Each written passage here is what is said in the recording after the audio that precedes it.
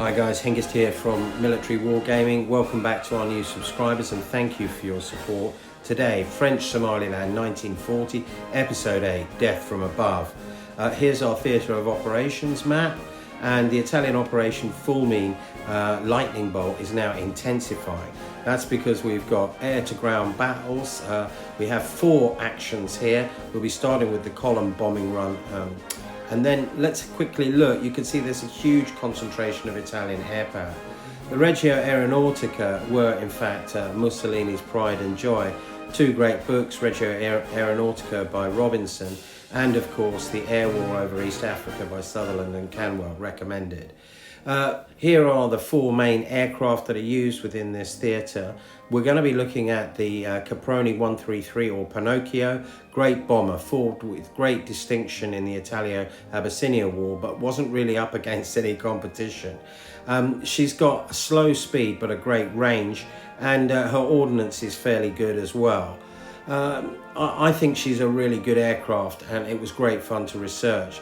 Let's look at her escort, the Fiat CR-32 Cricket. Again, a really great fighter, a pretty good speed, but a limited range, and ultimately ordinary weapons system. We've also got the Row 37 light reconnaissance aircraft. Now, Mussolini had 2 sons, and Bruno Mussolini is rumoured to be in theatre. Both were pilots. Let's look at the mission planning now. And as you can see, you've got a lot to consider, altitudes of attack, vectors of attack, ordnance, and the weather and ground conditions. And this was a good plan by the Italians, very simplified here, but the red and the violet suggest fighter strafing runs. Now the French had no planning because this was standard operational procedures that were set up. Because it was an encounter, so to speak, these had already been put into place. So that made it very interesting. Okay. The column bombing run. Let's look at that now, and we can see the aircraft getting ready. The pilots are very enthusiastic, the ground crew having a smoke. But ultimately, as they take off and are preparing for their strike, there's some 32 bombers and 12 fighters. Meanwhile, the French don't seem to be doing much, but the British Royal Air Force, well, they're in action over the Red Sea and the Gulf of Aden, protecting convoys. Okay, it's early morning, ideal conditions. Here we can see 2 battalions strung out down this road. The ground is incredibly flat. It's actually used for sand yachting, and you can see it's ideal for the bombers. There's no cover, and effectively as they run down, they have a good formation, but the hyenas seem to be aware of something they're not. And as you can see from the arrows, they've got a lot of supply and logistics that they're hauling. These include from the mules, we've got bearers, we've got trucks, incidentally overloaded, and we've got the artillery tractors as well. It's very clumped up, but it has AA spread out throughout the column. Now here you can see the template that we use. We use scatter dice with modifiers depending on altitude, and you'll see here the bomb point markers from which the scatter is derived. It's a really good system and simple. Here's the on-target marker. The attack begins now, and we see the Row 37 flying vanguard and basically spotting, when suddenly out of the sky the Pinocchios descend, and they're flying in and dropping to low altitude. They're coming all the way down the column, as you can see here, when the first sort of bombs start exploding in amongst the column, causing absolute chaos. The French didn't and failed to make reaction, and so they're hit really flat-footed. Casualties all over the place, especially to headquarters, as they sort of then basically overpass and fly over the column. However, one man, a demon gunner, opens fire and with some miraculous dice hits a Pinocchio, and the engine blows up. She then goes down. But more Pinocchios are present, and they continue to bomb, hitting the guns and destroying quite a lot of infantry before they basically overpass. Now we can see the French react. They disperse, they unpin, but the bombers again come in. But the AA have unlimbered. They start to open fire, those 20 mils, and they catch a Pinocchio. She's damaged and aborts. The other aircraft, however, get through and start dropping their payloads of 100-kilo bombs, and they start to cause casualties. We can also see here that they are quite fortunate because they ultimately place a marker and hit it bang on target, destroying a gun. They're doing really well, these bombers, so far, and there's a lot of damage and detritus all over the place. But the bombers keep coming in, now from the flanks, and casualties are mounting, where soft skins are burning. And the column continues to move forward. It's worried about its trucks when fighters suddenly appear and strafe all the way down that column. Now, it's an 8-foot table, and unless they're stopped, they won't be stopped. So they're shooting all the way, and it's getting really desperate. The French commander described this as terrifying, and I can see why. Desperate cards being played, a joker countered by a joker, and then another plane. An excellent tense moment. But the aircraft are moving well. When one gets hit, and even with the jink roll save, ultimately she catches fire, spins out of control, and she is to explode. Now we see more fighters have got through, and they continue. We've even got a card played, and there's ground defensive fire, but it doesn't cause any damage. However, Corporal Babacar of the HQ 20mm section opens fire, hits a cricket. She's damaged and has to make a forced landing, which she does, coming to a rather abrupt halt. The aircraft, however, is okay and lands off table when fighters come from the rear of the column, strafing now, hitting soft skins. One is again hit, this time by the rear AA, and she catches fire, spins and crashes. She explodes too. We've got more fighters, and they've picked up a tanker, and they basically depress the firing mechanism and blow that to pieces. We've got another one shot down again from the front, and Babacar's got 2 kills now. We've got bombs landing everywhere, soft skins burning, cards played, including this fuel leak, and one of the aircraft is forced to abort, fails its skill test. HQ are doing everything they can. Babacar and his commander firing desperately as more and more bombers come in. You can see the damage. The centre of the column has been really badly hit, but their bombs are scattering now. They're at a medium and higher altitude, but they still manage with the fighters to shoot up the bearers. You can see down this column now burning plumes of smoke. It's an absolutely cinematically awful scene for the French. 2 guns destroyed, infantry moving rapidly to get away from the main thrust of the bombing. The AA doing really well, and that's really it for this wave. A fighter shoots just indiscriminately, and it is really Corporal Babacar who effectively did so brilliantly. But the row 37 was really useful. The bombers performed excellently. A lot of French casualties on the ground, some not so lucky with the hyenas. So what can we say in postscript on this? This was a great game. Both sides scored 13 points. Really enjoyable to put on. And we've got losses of around 40 men, 6 trucks, 2 guns and many logistics. And the Italians lost 4 aircraft, 3 fighters. Overall in the campaign, the Italians have lost, I think it is 4 bombers and 4 fighters, several damaged. And I think the French have lost 2 of their porteurs.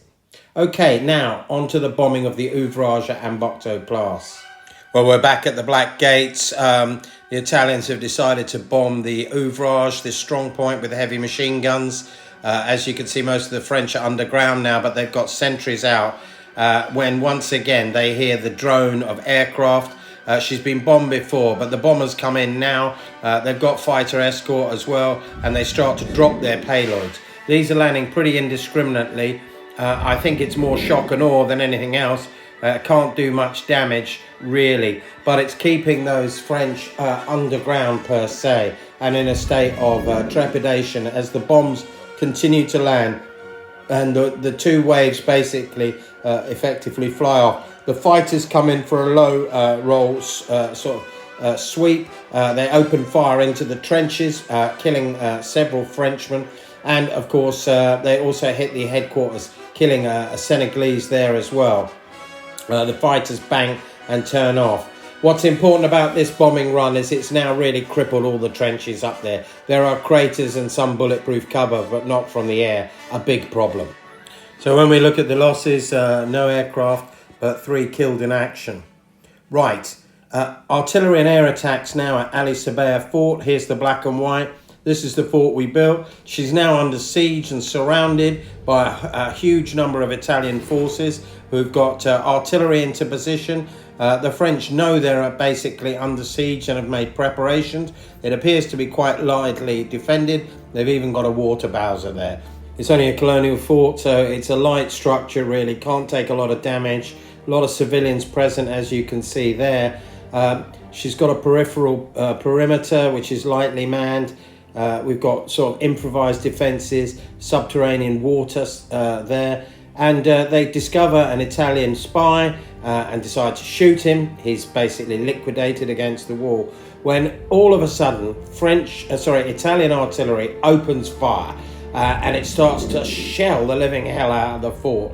There's lots of incoming rounds causing sort of minor damage to the buildings. 2 direct hits though, killing civilians, which causes some panic and consternation to say the least amongst the civilians. However, they're sort of ignominiously dumped outside. But the defences sort of hold. There is damage in the main structural roof. And then bombers, and they come in again, more aircraft, but without fighter support this time. They come straight in over the fort, causing widespread panic from the civilians.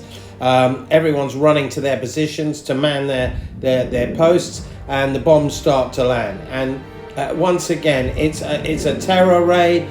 We get a lot of damage on the periphery. You can see the bombs dropping there. They hit 2 great strikes on the fort itself, and this causes a fire or a conflagration, and that starts to spread. We've got people having to make motivation to enter the buildings, but they do manage to quell it because they've got the Bowser nearby, which is good news. The bombers maintain their attacks, and this time in the sort of last run, they blow one of the verandas to pieces. This was unlucky because it killed about 10 men, or civilians I should say, and several men. The fires start to abate, but the state of the fort isn't particularly healthy at the end of that bombing run. French stand and French hold, but the French lost 8 men, 28 civilians killed, but damage to the fort. And this brings us to our last mission, the bombing attack at Dasbiyo.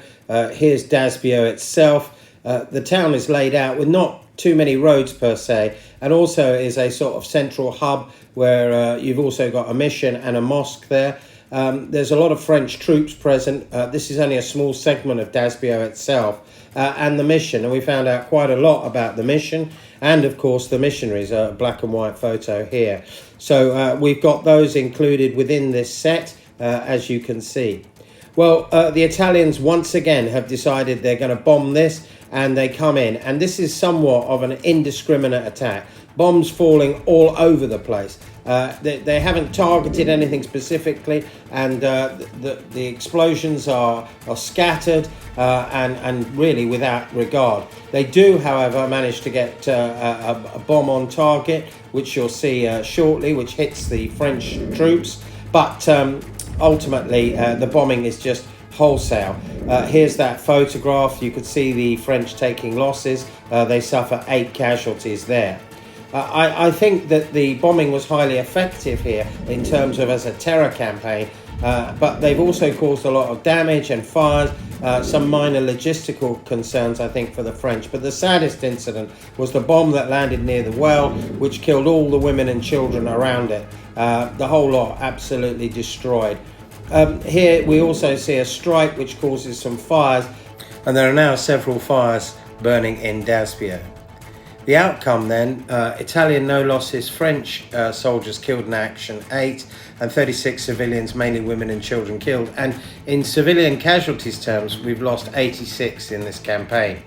So from the bombing runs, the Italians have lost 4 aircraft, several damaged. The French, 56 killed in action, 6 lorries, 2 guns, and a lot of logistics. Right, next episode, Gateway to Hell. We'll be looking at the Loire 130 flying boat. That will be interesting. We've got the Texaco mission meeting Adal in the borderlands. We will also see more French movements, the fort at Leoda, and a battle between the Italian Alpini and French ground forces. We've also finally got a downed aircraft mission. So do stop by, stay tuned. Support us on the front line, and please like, comment, share and subscribe.